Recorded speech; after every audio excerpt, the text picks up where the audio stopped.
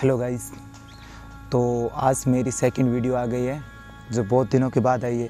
तो आप सबसे रिक्वेस्ट है कि वीडियो को ज़रूर देखें तथा जिसने चैनल को सब्सक्राइब नहीं किया है वो ज़रूर चैनल को सब्सक्राइब कर ले तथा बेल आइकन ज़रूर दबाएं ताकि लेटेस्ट अपडेट आप तक आती रहे।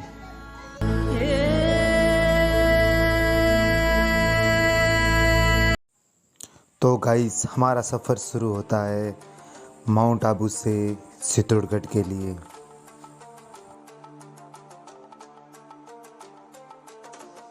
वैसे गाइस, हम सफ़र से थक गए थे इसलिए हमने रास्ते में वीडियो नहीं बनाई तथा हम सीधा यहाँ से उदयपुर होते हुए चित्तौड़गढ़ गए तथा वहाँ पे रात्रि विश्राम किया।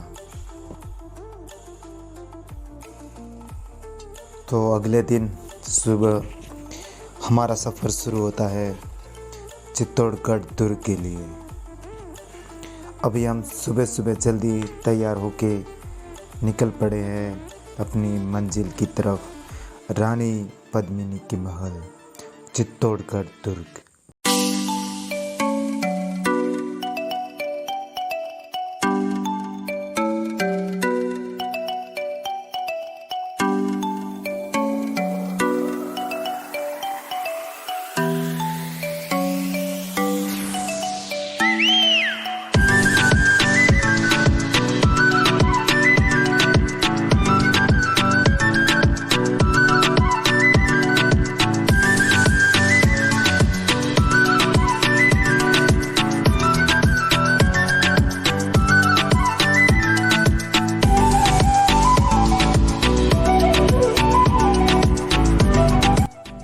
तो अभी हम जा रहे हैं रानी पद्मिनी के महल।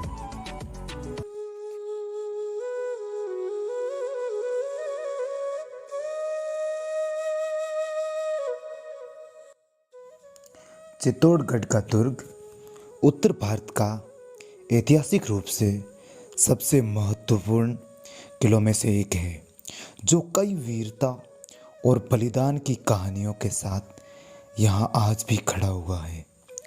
चित्तौड़गढ़ का दुर्ग राजस्थान में घूमी जाने वाली सबसे अच्छी जगहों में से एक है।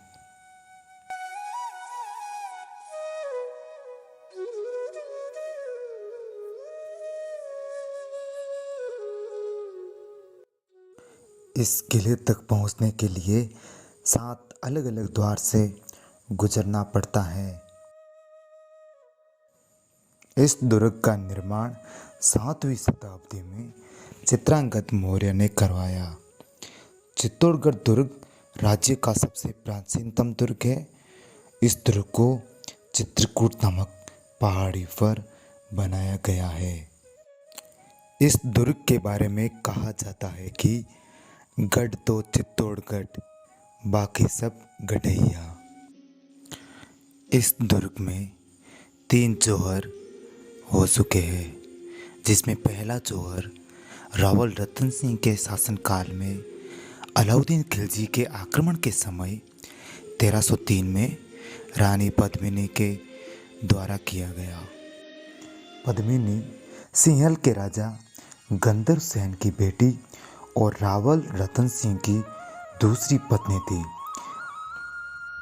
जब राघव सेतन नाम के एक संगीतकार को राज्य से निकाल दिया गया क्योंकि वह एक जादूगर माना जाता था, अपमान का बदला लेने के लिए वह अलाउद्दीन खिलजी से मुलाकात की और रानी पद्मिनी की सुंदरता के बारे में प्रशंसा की। रानी की खूबसूरती की प्रशंसा सुनने के बाद अलाउद्दीन उसे देखने के लिए तरसने लगा। इसके बाद खिलजी ने चित्तौड़गढ़ किले को चारों तरफ से घेर लिया और उसने राजा को यह संदेश भेजा कि अगर वह रानी पद्मिनी को एक बार देखने देगा तो वो अपनी घेराबंदी वापस कर लेगा। तब रानी पद्मिनी ने उसको दर्पण में देखने की अनुमति दी थी। खिलजी इससे संतुष्ट नहीं हुआ और उसने किले पर हमला करके रानी पद्मिनी का अपहरण करने की योजना बनाई। राजपूतों ने अपने किले और रानियों को बचाने के लिए काफ़ी संघर्ष किया, लेकिन रावल रतन सिंह युद्ध में मारे गए। जब रानी पद्मावती को राजा की मौत का पता चला तो उन्होंने जौहर कुंड में छलांग लगा दी। रानी के साथ बाकी महिलाओं ने भी अपने जीवन का बलिदान दे दिया। यह एक छोटा महल है जो पानी के बीचों बीच में बना हुआ है।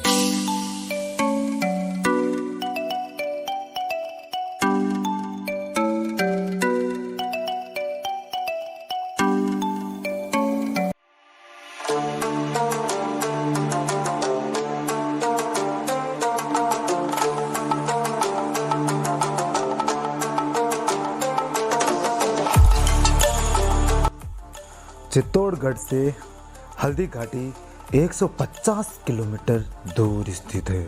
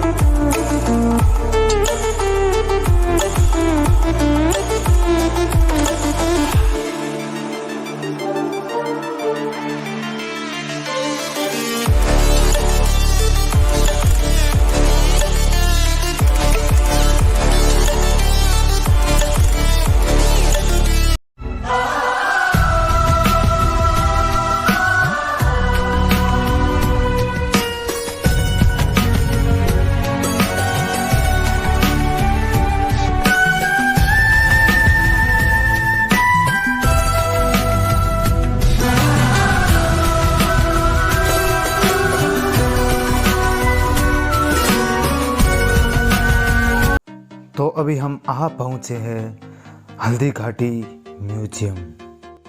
इस म्यूजियम का प्रवेश शुल्क 100 रुपये है। यह संग्रहालय ऐतिहासिक एवं सांस्कृतिक धरोहर संरक्षण का अनूठा प्रयास है।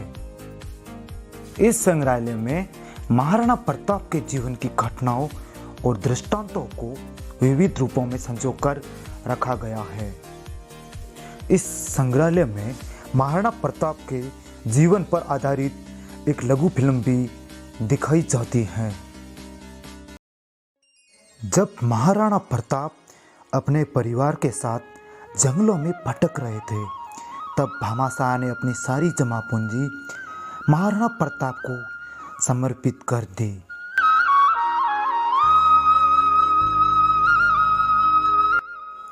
यहाँ पर चित्तौड़गढ़ दुर्ग की प्रतिकृति बनाई गई है।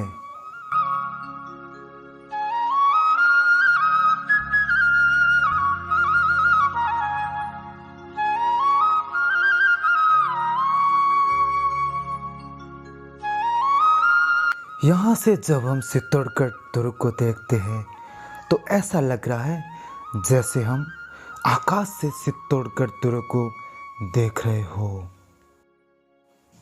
यहाँ पर सजीव प्रस्तुतिकरण और इनकी मूर्ति कला को देखकर हर कोई दंग रह जाता है। जब बनवीर उदय सिंह को मारने के लिए उनके महल में आए तो पन्नाधाय ने बनवीर को धोखा देने के उद्देश्य से अपने पुत्र को उदय सिंह के पलंग पर सुला दिया। बनवीर ने पन्ना के पुत्र को उदय सिंह समझकर मार डाला। पन्नाधाय ने अपनी कर्तव्य पूर्ति में अपने पुत्र का बलिदान देकर मेवाड़ राजवंश को बचाया।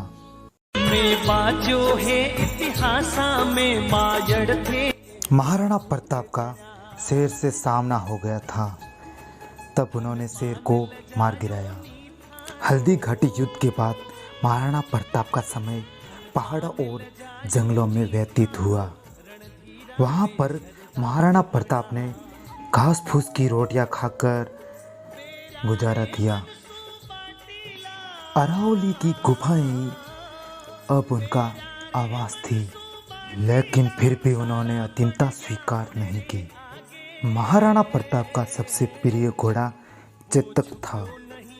हल्दी घाटी युद्ध के समय एक पांव से घायल चेतक और महाराणा प्रताप, स्वामी भक्त घोड़ा चेतक।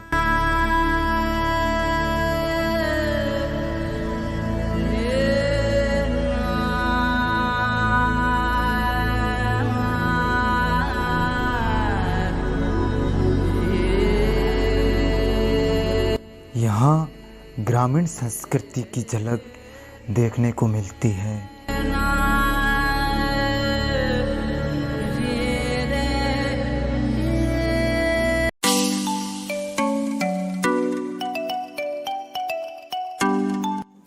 यहाँ पर एक कृत्रिम झील भी बना रखी है जिसमें बोटिंग का आनंद भी लिया जा सकता है।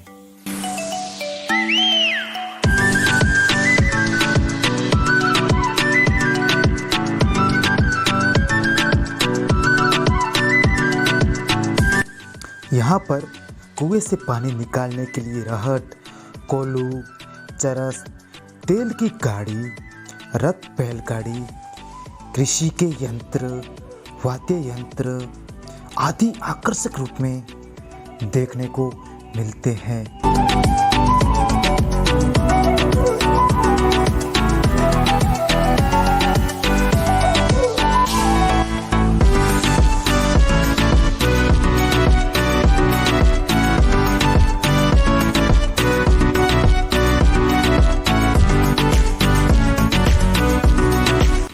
यहाँ चेतक घोड़े का चित्र भी आकर्षण का केंद्र है।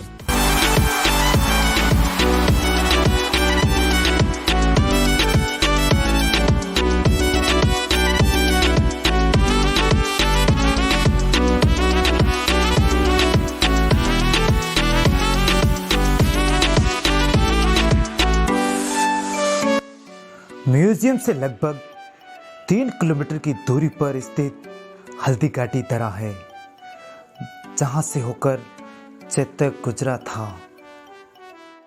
यह दर्रा इतिहास में महाराणा प्रताप और अकबर की सेना के बीच हुए युद्ध के लिए प्रसिद्ध है।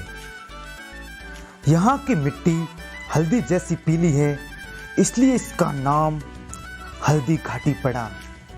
इसे राती घाटी भी कहा जाता है।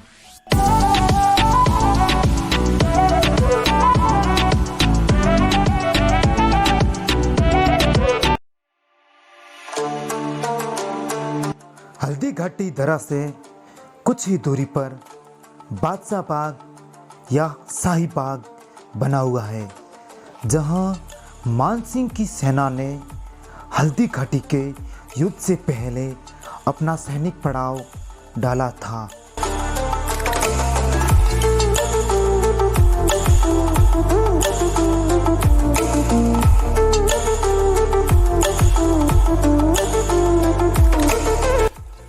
हल्दी घाटी में चैत्री गुलाब की पैदावार होती है जो कि विश्व प्रसिद्ध है। इसी चैत्री गुलाब से शरबत बनाया जाता है।